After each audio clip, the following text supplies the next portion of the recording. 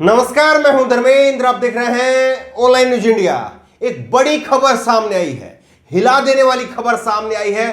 किस तरह से राम मंदिर के एक बड़े संत रहे महंत नरेंद्र गिरी, उनकी मौत की खबर सामने आई है। और मौत इसलिए कहा है क्योंकि उनकी हत्या की गई है या आत्महत्या उन्होंने की है, यह अभी साफ नहीं हो पाया है। पुलिस छानबीन कर रही है, लेकिन सोच करके देखिए कैसे मोदी राज में, योगी राज में, जो अपने आप को कहते हैं कि कट्टर हिंदुओं की सरकार है, हिंदू भक्तों की सरकार है, राम भक्तों की सरकार है, ऐसी सरकार में इतने बड़े संत के साथ में आखिरकार के ये क्या हो रहा है। अगर उन्होंने आत्महत्या की है तो कैसे मोदी और योगी की सरकार में इतने बड़े संत को आत्महत्या करने के लिए मजबूर होना पड़ा, और अगर ये उनकी हत्या हुई है तो कैसे फिर मोदी और योगी की सरकार जो है वो चल रही है जहां पर इतने बड़े संत की हत्या हो जाती है। सीधे सीधे सरकार यहां पर कटघरे में है। और सबसे बड़ी बात यह है, सबसे हैरानी की बात यह है कि महंत नरेंद्र गिरी से एक दिन पहले प्रदेश के उप मुख्यमंत्री केशव प्रसाद मौर्य, योगी आदित्यनाथ के उप मुख्यमंत्री केशव प्रसाद मौर्य, वो उनसे मिलकर के आए थे। आज तक के एक बड़े पत्रकार हैं राहुल कंवल, वो उनसे मिलकर के आए थे। और उसके बाद में अचानक से ये खबर आती है कि नरेंद्र गिरी ने, उनकी मौत हो गई है। उनका जो है शव अपने कमरे में पंखे से लटका हुआ मिला है। ये खबर आती है। सोचिए कितनी चौंकाने वाली खबर है, कितनी बड़ी खबर है ये खबर। आप देखिए, ये दैनिक भास्कर की खबर है।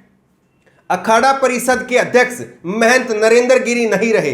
प्रयागराज के बागबारी गद्दी मठ में फांसी के फंदे से लटकता मिला शव, दरवाजा अंदर से बंद था। सुसाइड नोट में शिष्य आनंद का नाम शामिल है। ये आत्महत्या है या हत्या है? तो ये वाकई एक बड़ा सवाल है कि महंत नरेंद्र गिरी की क्या ये वाकई आत्महत्या है या हत्या है? बड़ा सवाल खड़ा हो गया है, क्योंकि इतना बड़ा संत, कोई भी व्यक्ति जब इतनी उम्र में आ जाता है और जो अपने आप में संत हो, तो जाहिर तौर पर वो आत्महत्या नहीं करेगा। क्या आपने कभी सुना है कहीं पर कि इतने बड़े महंत ने आत्महत्या कर ली? क्या आपने कहीं पर सुना है? ये सीधे तौर पर जो है वो इशारा कर रहा है कि कहीं ना कहीं इनकी हत्या की गई है। और इसी को लेकर के लगातार सवाल उठ रहे हैं।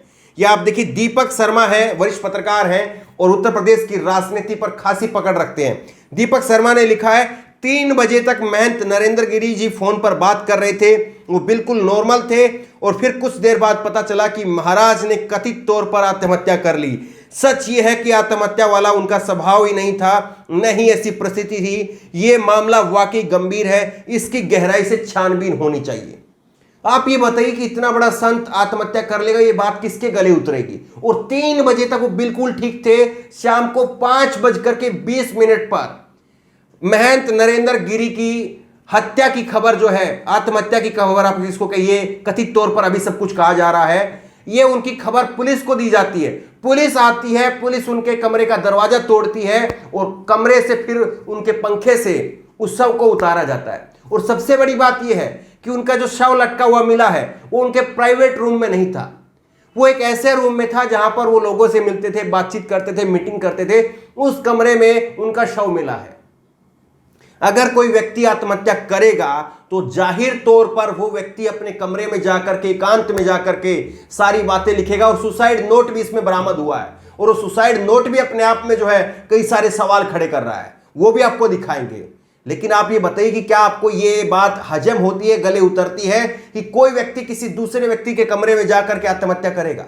जहां पर भी आपने देखा होगा, घर में, परिवार में, या किसी भी नाटक में, किसी टीवी सीरियल में आपने कहीं पर भी देखा होगा, यही होता है कि कोई व्यक्ति अगर गुस्से में होता है, आत्महत्या करने वाला व्यक्ति, तो फिर वो व्यक्ति अपने कमरे में जाता है, अपने आप को बंद करता है, फिर उसके बाद में वो व्यक्ति जो है वहां पर सुसाइड कर लेता है। कहीं पर कोई व्यक्ति दूसरे के कमरे में जाकर के या सार्वजनिक कमरे में जाकर के आत्महत्या कर ले, ये बात गले उतरती नहीं है। अब ये देखिए किस तरह से इस पूरी घटनाक्रम में जो है वो सवाल खड़े हो रहे हैं। सूर्य प्रताप ने लिखा है कि संत जीवन देने की प्रेरणा देते हैं, आत्महत्या कैसे कर सकते हैं? आत्महत्या को प्रेरित करना भी एक अपराध है। सुसाइड नोट भी एक वसीयत के रूप में संदिग्ध है। महंत नरेंद्र गिरी की संदिग्ध मौत कि सीबीआई जांच होनी चाहिए। ये जो है सूर्य प्रताप ने लिखा है। संजय सिंह ने लिखा है कि अखिल भारतीय अखाड़ा परिषद के अध्यक्ष पूज्य नरेंद्र गिरि जी की संदिग्ध परिस्थितियों में मौत की खबर सुनकर आहत हूं। इस सरकार में न तो आम इंसान सुरक्षित है, न साधु संत महंत सुरक्षित है। इस मामले में सीबीआई जांच करवाई जाए। स्वर्गीय नरेंद्र गिरि जी की आत्मा को प्रभु शांति प्रदान करे।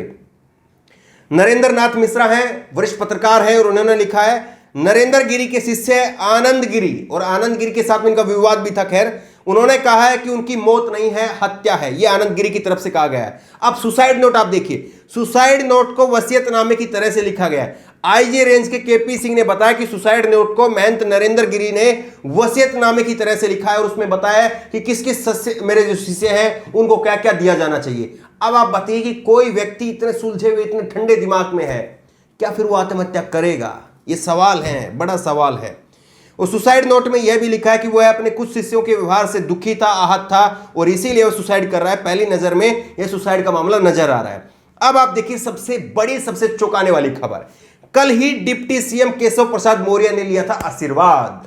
डिप्टी सीएम केशव प्रसाद मौर्य वो एक दिन पहले जाकर के आशीर्वाद लेते हैं, एक दिन पहले जाकर के उनके साथ में घंटों व्यक्त करते हैं, और फिर उसके बाद में उनकी आत्महत्या की खबर आती है। ये अपने आप में संयोग है, प्रयोग है, क्या कहेंगे इसको आप? डिप्टी सीएम उनके साथ में थे।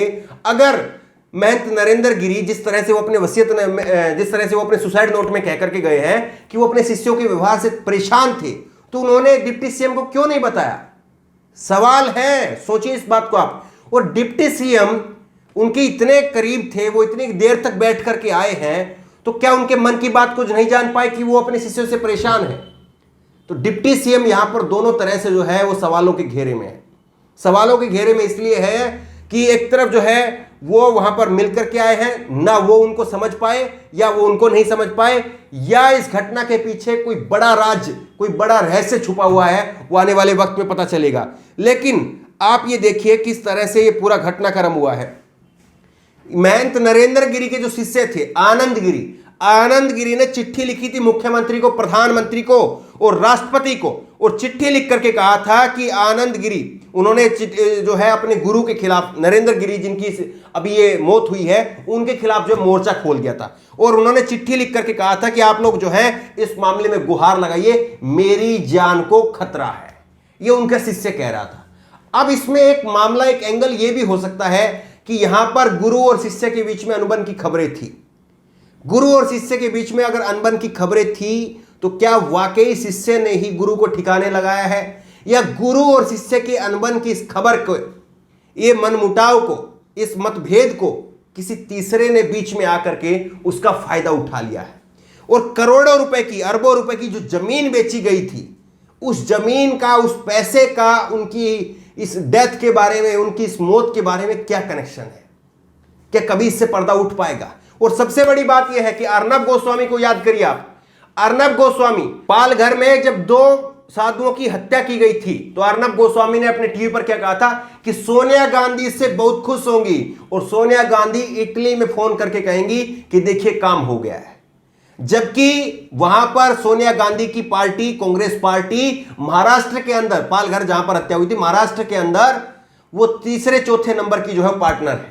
और यहां पर योगी आदित्यनाथ की सरकार फुल फ्लैश की सरकार है, पूर्ण बहुमत की सरकार है। तो क्या मीडिया जिस तरह से पालघर को लेकर के अर्नब गोस्वामी और तमाम चैनलों ने वहां पर खबर दिखाई थी, सुशांत के मामले में, सुशांत राजपूत के मामले में जिस तरह से खबर दिखाई थी, क्या मीडिया यहां पर वो छानबीन कर पाएगा? क्या मीडिया सच को बाहर निकाल पाएगा कि आखिरकार क्या वजह थी, किसने उकसाया, किसके इशारे पर हुआ, किसकी जो है इस पूरे मामले में भूमिका है?